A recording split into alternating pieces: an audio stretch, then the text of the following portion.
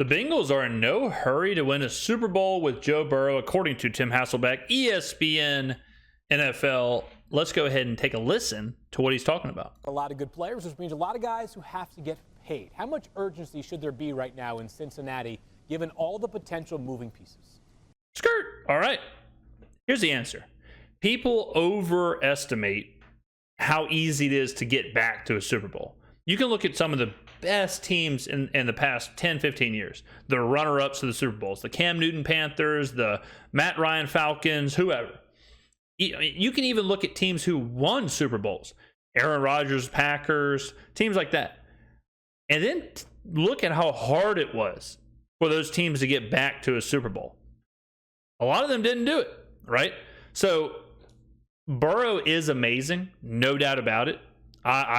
Joe Burrow, I love him. Love the man, okay? And the Bengals are sweet, but their window is right now. Their window should be every single year. They should be in a hurry to win the Super Bowl every single year, and they should do whatever they have to do to get back to a Super Bowl every single year. Because just to assume, well, we have Joe Burrow, we'll get back there eventually, we'll win it then, we're in no hurry, it'll happen. Not the case. It's flat out not the case. I mean, it just doesn't happen. It's not as easy as it seems, and there's a lot of luck involved. There's a lot of moving pieces in the playoffs and all that stuff to happen. How many Aaron Rodgers Packers teams were the best team in the NFL in the regular season, had home field advantage, were the 1 seed, and then something happens, boom, they're out. Boom, they don't make it back to the Super Bowl. Just happens, okay? So I'm interested to see what he says here, because I don't think this is how they should be thinking about it. I think it's a ton of urgency to get Joe Burrow signed. There we go, Ryan. To be in the position, and I don't expect them to be in the position that the Baltimore Ravens were with Lamar Jackson. Joe Burrow has shown that he can have a team in position to win a Super Bowl in the postseason. But now it's about structuring this contract that allows Joe Burrow to have the security that he's earned and that he deserves, and also gives you some maneuverability that allows you to sign guys like T. Higgins and Jamar Chase. Joe Burrow seems to understand that it's the skilled players around him that's allowed him to excel so early on in his career. Now, this is why. This is why it's so hard to do it. Because when you are a really good team, you have really good players who want to get paid, like really good players. I've said it before, and I'll say it again. Only 2 ways you can win in the NFL. Quarterback on a rookie deal, or an MVP level quarterback. That's it. Once you get away from that rookie deal and people have to start getting paid, I'll go ahead and tell you this right now. I would highly doubt Joe Burrow, Jamar Chase, and T. Higgins are going to be able to get paid. I have a feeling T. Higgins is going to be the one who goes. And then what do the Bengals look like when they don't have T. Higgins? Are they as good as they are right now because of this? Because of what they have in the wide receiver room? Probably. It's one of those Sudoku puzzles where it's hard to do. Now, they could replace T. Higgins with a rookie they draft who has the same production. All that stuff can happen, for sure. But this is a very real problem for teams, is what do you do whenever your window closes, and their window, and I'm calling it a window, their like rookie deal, their like early window closes in 2024, and you have to start paying people, and you have to start letting people go. You have to start losing people. The Seahawks, happened to the Seahawks. When they were sweet, when they had their little dynasty run, when Russell Wilson was on a rookie deal, once that all changed and everyone started getting paid, it imploded. Like you said on the call earlier today, it's not the job of the quarterback to take less money in order to allow guys to sign. And we used to always talk about this with Tom Brady, but I believe Joe Burrow sees his wide receivers, sees his skilled players in the way that they are one. He'll get his money, but I think he wants to make sure that he can keep some of that supporting cast around him and find ways to win going forward as well. Yeah, Ryan, I forgot about the comment Burrow made about his window being always open. His career is his window. And what's interesting about that is that I think that perspective of, hey, we don't need to just win while we've got our quarterback under a rookie contract. Like that's different. You know, a lot of people look at it and say, hey, like load up while you can. Yes, certainly you do need to. Like that is a real thing. I do understand what Burrow's saying. I do understand where he's like, look, you know, it's not just our window isn't while I'm on a rookie deal. The window is while I'm here. And that's true if he's playing at an MVP level. Like I said, you can win two ways. You know, you can win with either a super value oriented quarterback or with an MVP level quarterback. You can do them both. No doubt about it. And Burrow is confident enough to say, I am that dude. I am him. Okay? I am the guy. As long as I'm here, we can win. So I don't fault him for saying that at all. But it will be more challenging and it will look different.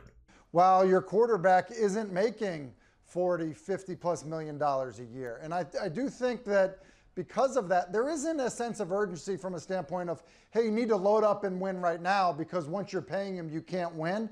Because I don't see that being the case. And look, maybe it is some type of deal that allows Joe Burrow to push out compensation, which allows T. Higgins to stay in the building and, you know, keep good players around him. Maybe he has that type of foresight, but ultimately I think as long as he's their quarterback and they are not just delinquent around him, they're going to be just fine. So, yeah, I mean, he's kind of saying the same thing. Like Tim is, it is true. Like, you don't have to only win right now. Joe Burrow does enable you to win. But what he's not saying, or he's not outright saying, is that it does look different. Like, if you're paying Joe Burrow $40-50 million, it does look different of how you're going to have to navigate putting the pieces around him. Is that compensation? Is that, you know, deferring some of the money? Like, there are tricks and ways to do it. I mean, this is the NFL. It's all monopoly money anyway. So you can certainly do that. But it is a different strategy. You do have to come at it differently. It's a transitional period. Once you pay that quarterback, then you are kind of locked into certain ways of how you have to pay contracts and who you can afford and when you can afford them and all that stuff. So the window, how I would phrase it, is the window with this core group is closing. The window to win is not closing because Joe Burrow can win with any group if he's that good, which I think he is that good. If Joe Burrow has Jamar Chase and then a couple other receivers you go and grab who are productive, Joe Burrow is good enough to still win. It's just the same thing with the Patrick Mahomes thing. Like, Patrick Mahomes is a great example. The core window, or the window of that core group of Tyreek Hill and Travis Kelce and Patrick Mahomes and, you know, that whole thing, that closed. They had to move on from people. They couldn't pay Tyreek. They had to shift some stuff around. But Patrick Mahomes is good enough that they could just go get Juju Smith-Schuster and Mecole Hardman and whoever else and win the Super Bowl because he's that good. But it is different.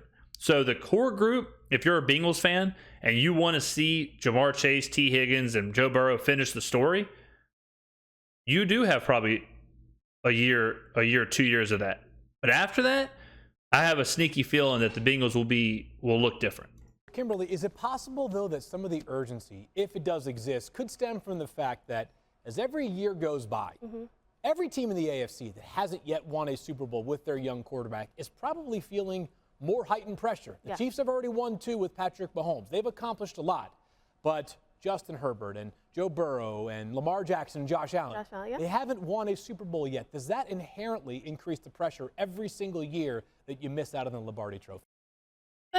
I mean, yeah, because, you know, obviously the quarterbacks, they're not guaranteed. Like, Josh Allen's not guaranteed to be this good for 10 years. Joe Burrow's not guaranteed to be this good for 10 years. Lamar Jackson's not guaranteed to be this good. They're not guaranteed to be on the roster. No doubt about it. Every year you have a quarterback like that and you don't win the Super Bowl, it is pressure building for sure. Even after you win, you know, like I keep referencing Aaron Rodgers.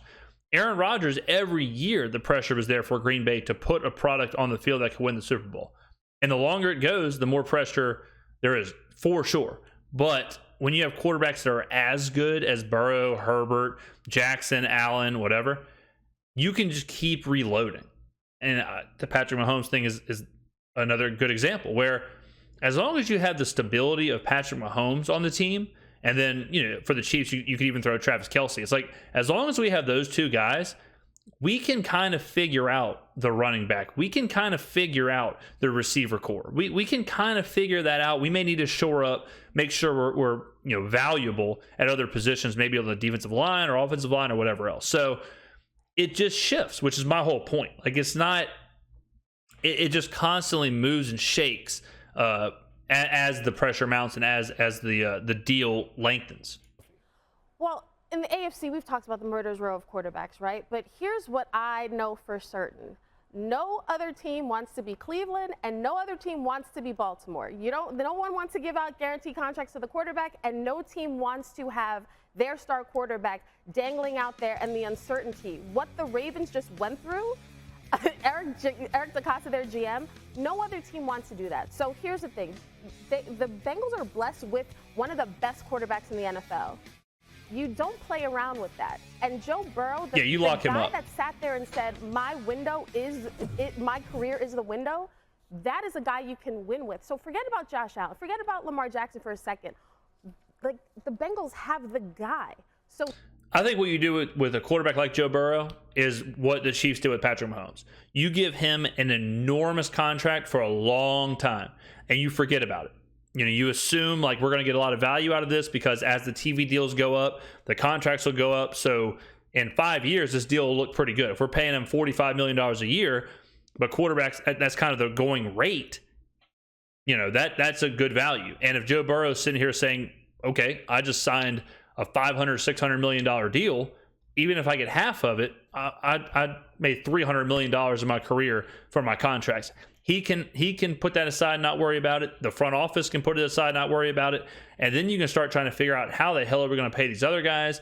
Do we need to backload their contracts? Do we need to put incentives in?